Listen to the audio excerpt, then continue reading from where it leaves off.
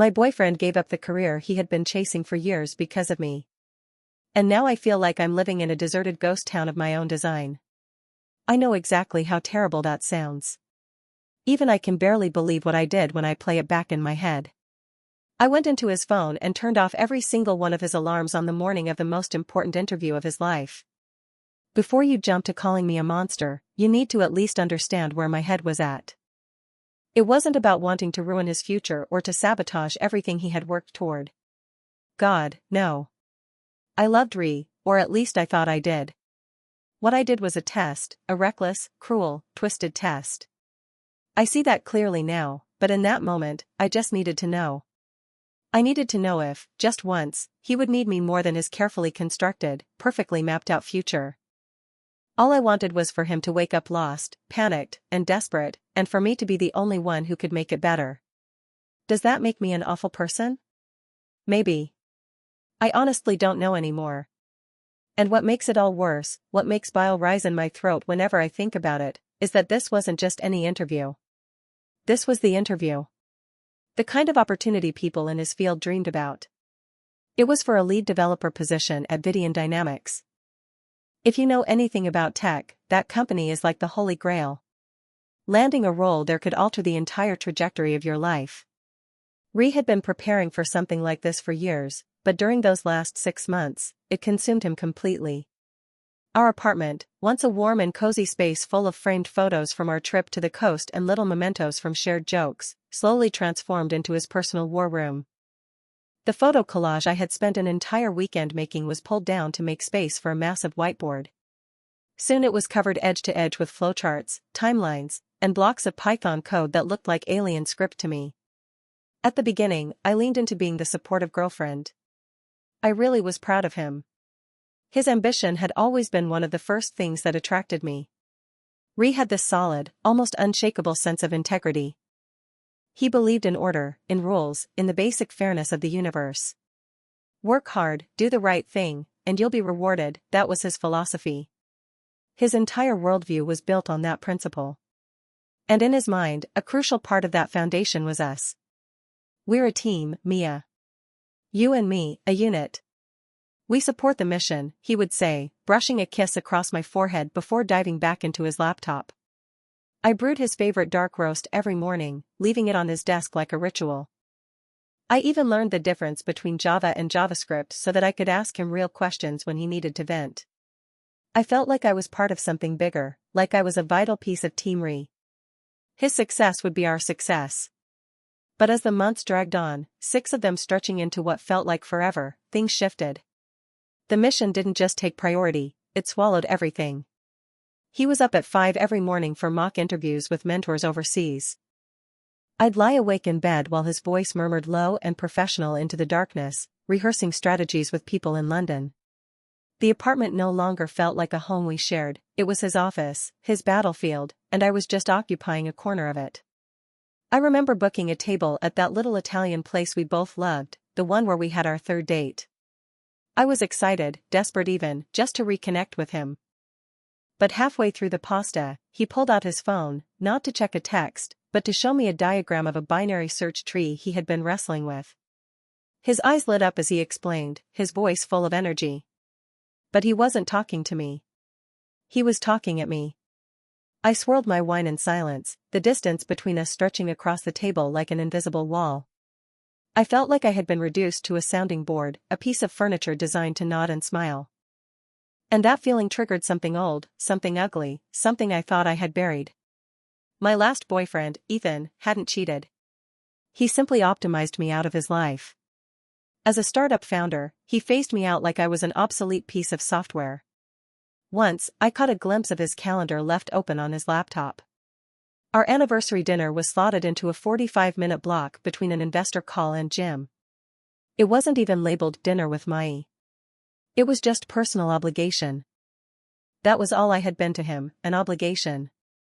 And now, with Ree, I saw the same patterns repeating. I was the coffee maker, the cheerleader, the convenient fixture in the backdrop of his story.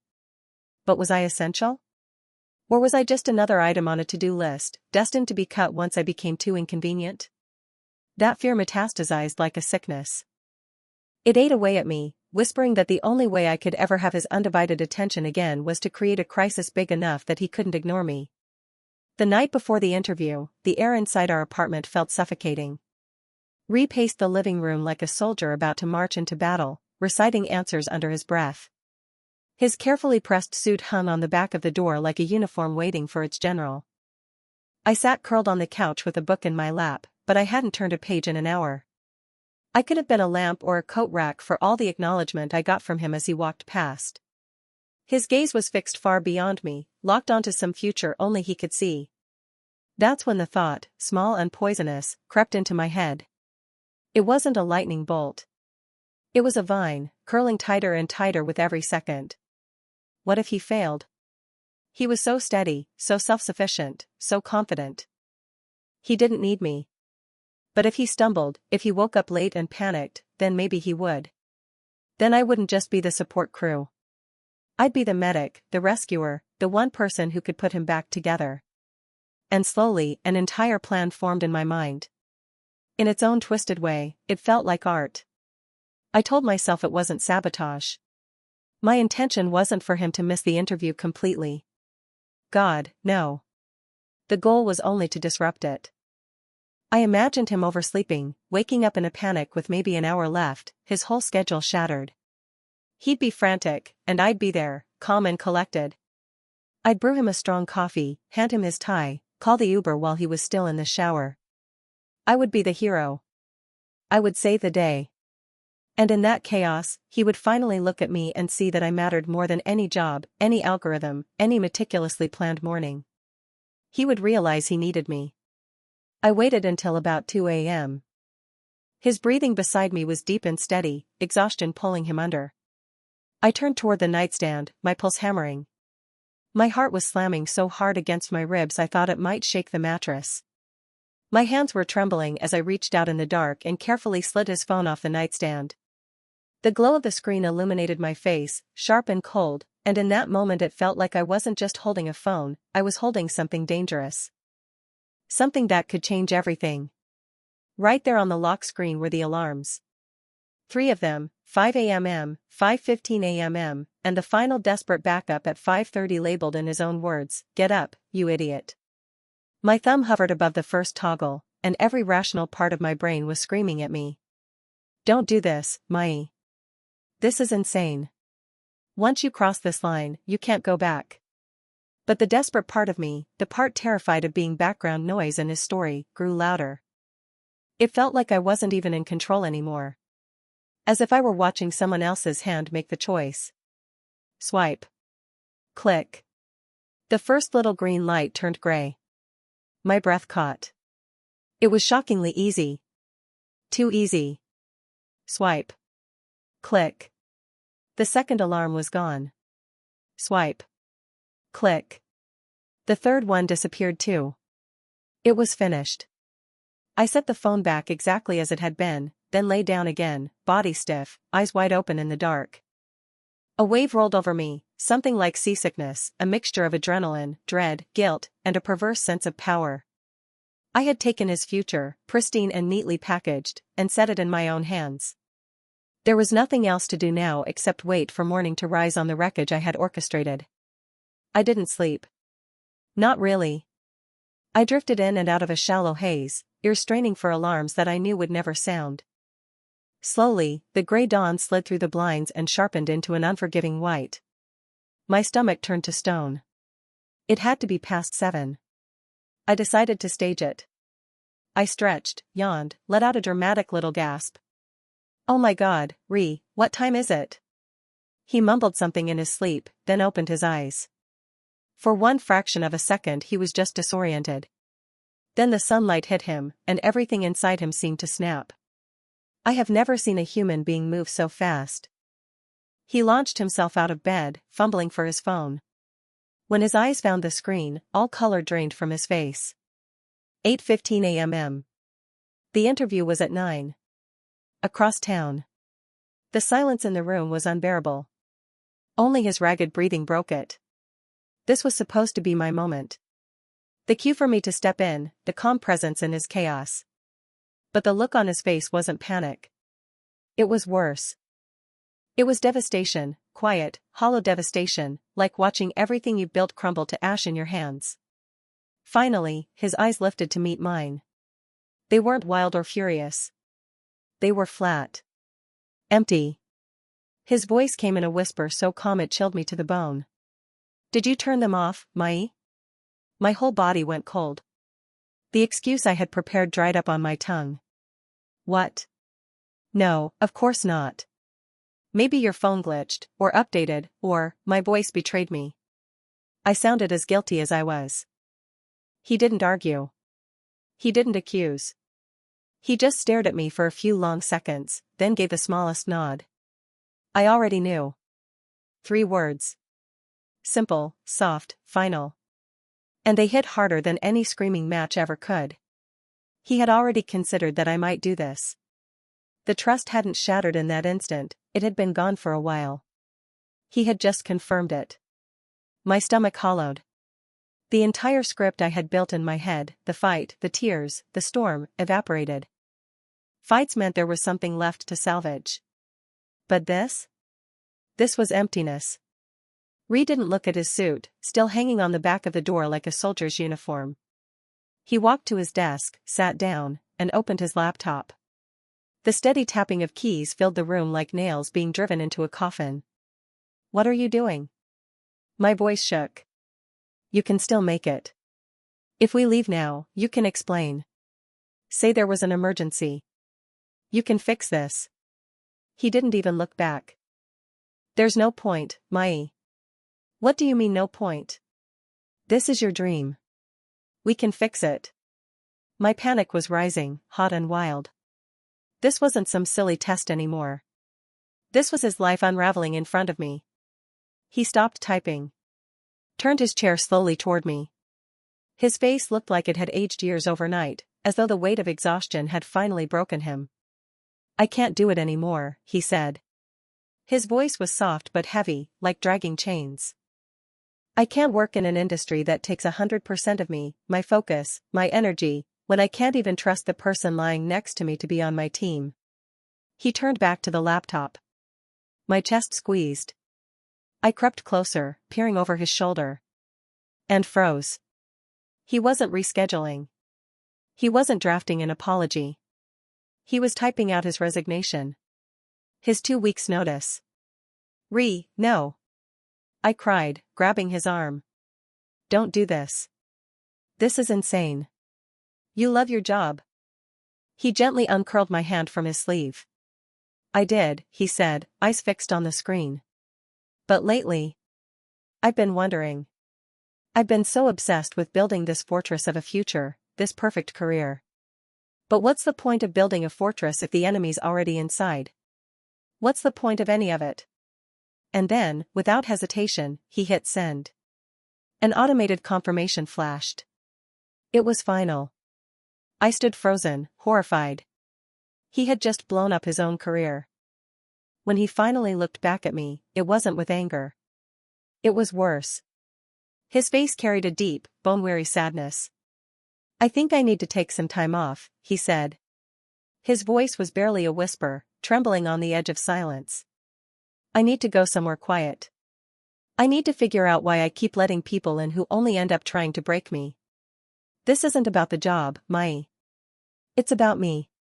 I need to figure out what's wrong with me that made me let this happen. He wasn't lashing out. He wasn't trying to hurt me back. He wasn't even talking about revenge. He was diagnosing himself. And in his mind, I wasn't the disease, I was the symptom. The evidence of something broken inside him that he needed to cut out completely. That's when he pulled out a bag and began to pack. It felt unreal, like I was watching a scene happen in slow motion. Ree moved around the room with this eerie, deliberate calm, as though he were operating on autopilot. He didn't pack like a man going on a trip, he packed like someone shedding a skin. A few t-shirts, 1 pair of jeans, his laptop, and that old, dog-eared philosophy book he had been rereading lately. That was all he took. Everything else, the expensive monitor, the shelves of programming books he once treated like sacred texts, even the watch I had bought him for his birthday, stayed behind.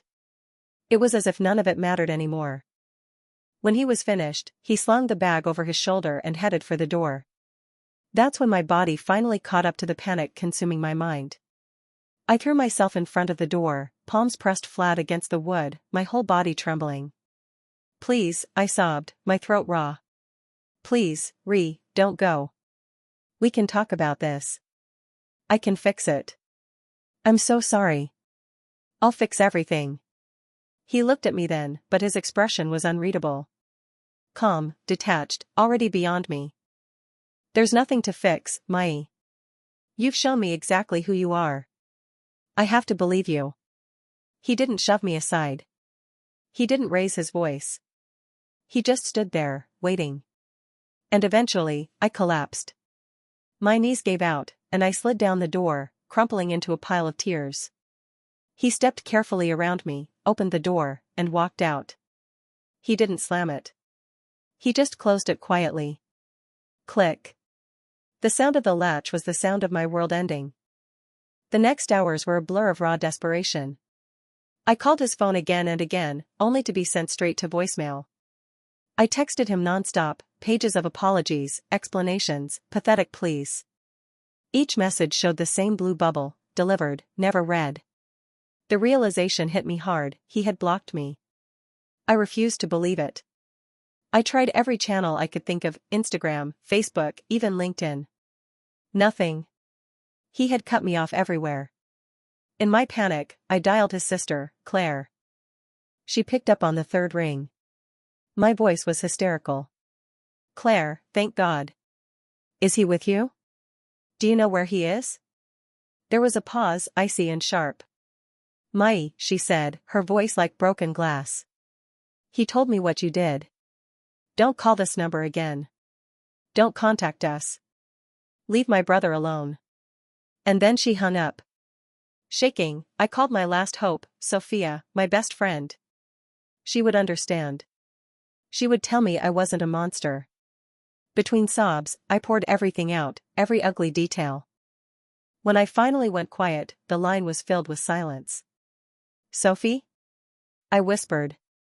"Are you there?" "I'm here," she said finally. But her voice was different, distant. Cold. "Mai, what the hell were you thinking?" I wasn't. I was scared. I know it was stupid. No. Her tone cut through mine like a knife. This wasn't just stupid. This was cruel. You didn't just turn off some alarms. You sabotaged him.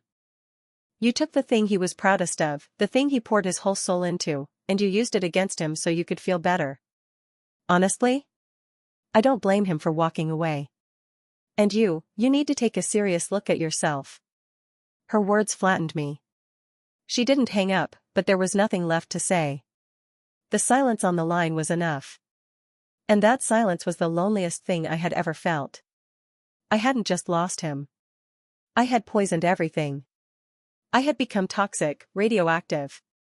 It's been 3 weeks. 3 weeks of haunting this apartment that now feels like a mausoleum of failure. Every corner holds a ghost. His coffee mug is still by the sink. His side of the bed is cold and empty. The walls seem to echo with everything I destroyed. I've been living on takeout and wine, endlessly replaying that morning like a corrupted tape I can't stop from rewinding. The only connection I still have to him is his social media.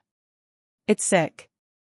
I refresh his Instagram dozens, maybe hundreds, of times a day, tracing the same circle with my thumb, praying for a sign of life. For weeks, there was nothing. Just old posts, a picture of us at the beach, a shot of his last project, memories from a life that feels like it belonged to someone else. Then last night, it happened. A new post. My heart stopped as I opened it. It wasn't him. Not directly. It was a photo taken from a mountaintop trail, looking out across a sweeping green valley wrapped in mist. It was wild, raw, breathtaking. And the caption broke me into a million jagged pieces. Rebooting, trying to find a signal again. I stared at the words until the screen blurred with tears. He was rebooting. He was starting over. Out there somewhere, in the fresh air, in silence, healing. He was rewriting himself. He was finding his signal again. And me? I'm still here, trapped in the wreckage.